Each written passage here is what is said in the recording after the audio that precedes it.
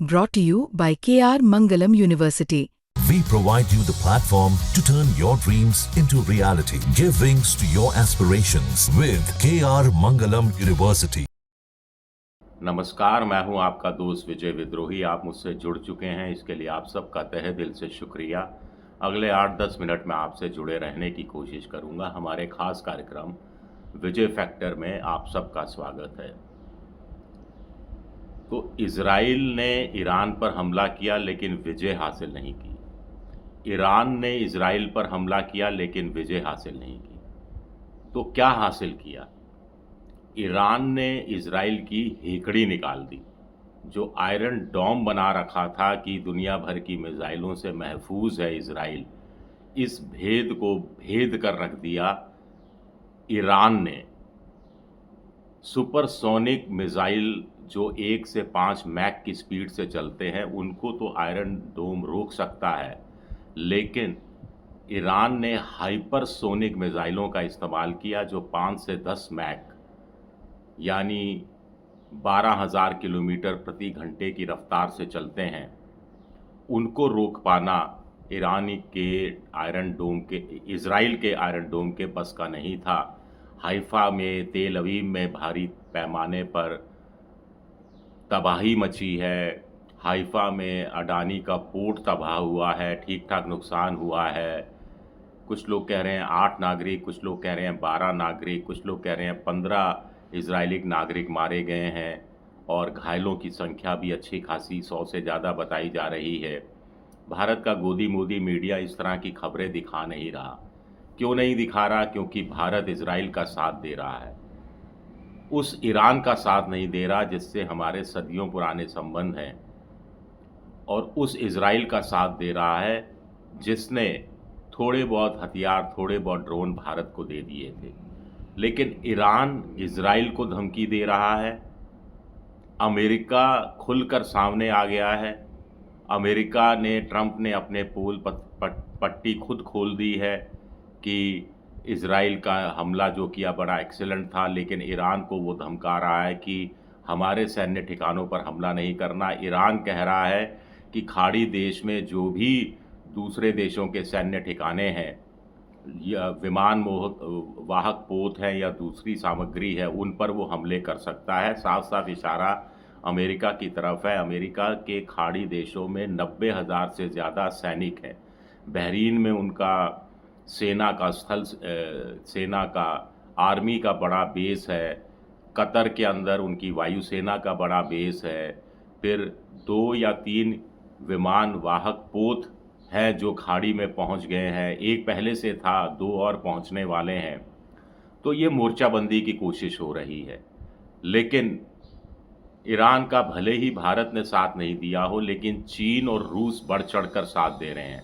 इसका सबसे ताज़ा उदाहरण SCO, शंघाई कॉरपोरेशन ऑर्गेनाइजेशन की तरफ से ईरान पर हुए इजरायली हमले की सख्त लहजे में मुजम्मत कर रहा है, आलोचना करना है।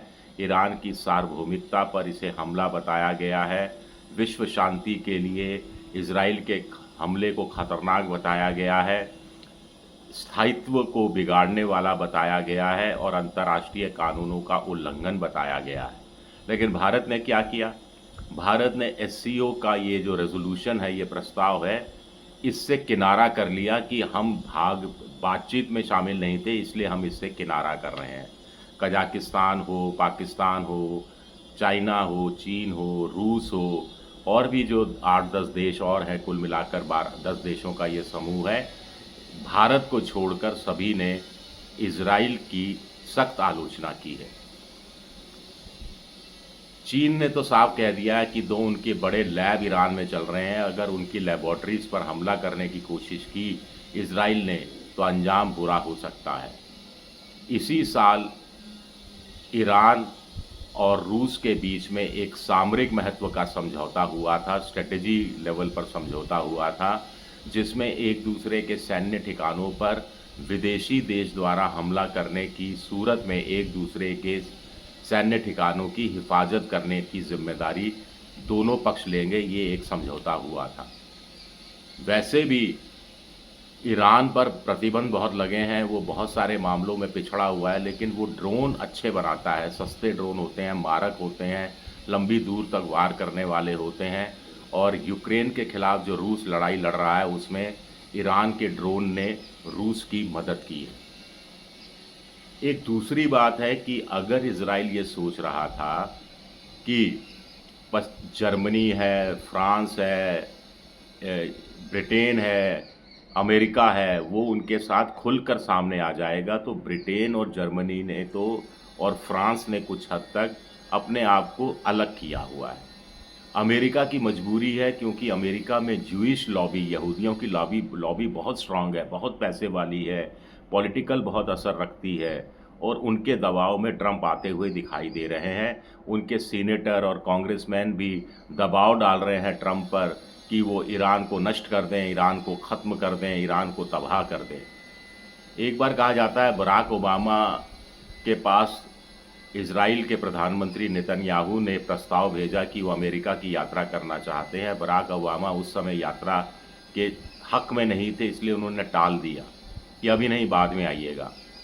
तो वहाँ की कांग्रेस, जो वहाँ की संसद ने एक तरह से न्योता दे दिया नेतन्याहू को, और नेतन्याहू अमेरिका पहुँच गए, वहाँ की कांग्रेस को संबोधित किया, और 52 बार कांग्रेसमैनों ने खड़े होकर नेतन्याहू के पक्ष में तालियां बजाई थी, और बराक ओबामा देखते रह गए थे।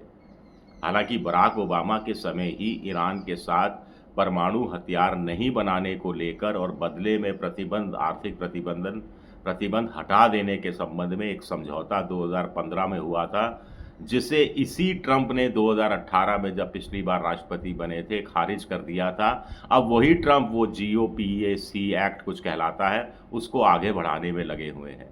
ट्रंप इस कदर दगाबाज आदमी है कि कहा जा रहा है कि ईरान के साथ जो उसके परमाणु हथियारों पर संधि या रोक के सिलसिले में जो वार्ता चल रही थी, उसमें Iran international atomic energy agency के आंकड़े अमेरिका को दे रहा था कि देखिए, हम कोई हथियार नहीं बना रहे, हम कोई यूरेनियम एनरिचमेंट नहीं कर रहे, ये देखिए IAEA का रिपोर्ट भी ये कहती है, IAEA की। लेकिन माना जाता है, कुछ लोग कह रहे हैं कि ट्रंप ने वो सारी चीज़ें, जो रिकॉर्ड था इंटरनेशनल एटॉमिक एनर्जी का, जिसमें ईरान के सैन्य ठिकानों का भी बारीकी से, विस्तार से वर्णन किया गया था, वो सारे दस्तावेज किसको सौंप दिए? नेतन्याहू को। नेतन्याहू उस पागल का नाम है जो अपनी सत्ता बचाने के लिए कुछ भी करने के लिए तैयार है। अभी एक प्रस्ताव पारित हुआ, 120 की संसद है, और 61 वोटों से वो प्रस्ताव पारित हुआ, एक वोट से नहीं तो उनकी सरकार गिर जाती। नेतन्याहू पर खूब सारे मामले चल रहे हैं, लेकिन PM होने के कारण उन्हें एक तरह से छूट मिली हुई है, और अगर एक बार प्रधानमंत्री की कुर्सी से हटे तो ये जो स्पेशल छूट मिली हुई है वो वापस हो जाएगी, और उनको जेल में सड़ना पड़ सकता है। इंटरनेशनल कोर्ट ऑफ जस्टिस में भी उनके खिलाफ मामले दर्ज हैं। तो अमेरिका की भूमिका समझ में आ जाती है इस रूप में। अब मिडिल ईस्ट के देशों की भूमिका का जहाँ तक सवाल है, तो सऊदी अरब हो, चाहे UAE हो, चाहे कतर हो, चाहे ओमान हो, चाहे जॉर्डन हो, ये देश पहले ईरान की बढ़ती प्रतिद्वंद्विता से, बढ़ते प्रभाव से दुखी रहा करते थे, और इजराइल के साथ गुपचुप हाथ मिलाया करते थे। अब वो, उनको लग रहा है कि ईरान अगर कमज़ोर पड़ा तो इजराइल अपनी तरफ से दादागिरी मचाना शुरू कर देगा। तो वो कहीं ना कहीं ये नहीं चाहते कि ईरान परमाणु युद्ध हथियार बनाने में कामयाब हो जाए, लेकिन वो शांति चाहते हैं।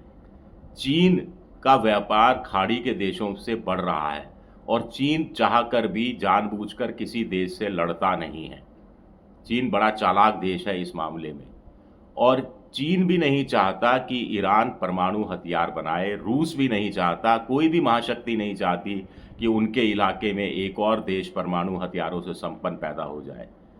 तो क्या अमेरिका और इजराइल को मनाने की कोशिश ये देश नहीं कर सकते? एक कोई समझौता करने की कोशिश नहीं कर सकते? या सबको लगता है, ट्रंप समेत, कि दो देश आपस में लड़ते रहे तो दोनों देश उनके हथियार खरीदते रहेंगे, उनका धंधा चमकता रहेगा, दुनिया गई तेल लेने। हालांकि तेल अवीव पर भी हमला हुआ है, और तेल अवीव की भी हालत ख़राब है, ये खबरें भी आ रही हैं। और जहाँ तक मैंने बताया तेल लेने की बात कही, तो तेल क्रूड ऑयल के दाम $90 प्रति बैरल पहुँच सकने की आशंका जताई जा रही है गोल्डमैन सच द्वारा। ये हुआ तो हिंदुस्तान में भी पेट्रोल डीजल के दाम बढ़ सकते हैं, ये चीज़ भी हमें नहीं भूलनी चाहिए। लेकिन मोदी जी कहाँ हैं? एससीओ में भारत साथ नहीं दे रहा। यूएन जो काउंसिल की बैठक हुई उसके अंदर भारत ने गजा में स्थायी रूप से जो सीज़ फायर की बात थी उसमें एब्सटेन कर दिया, और बात हो रही है कि आपस में बैठकर बात की जाए।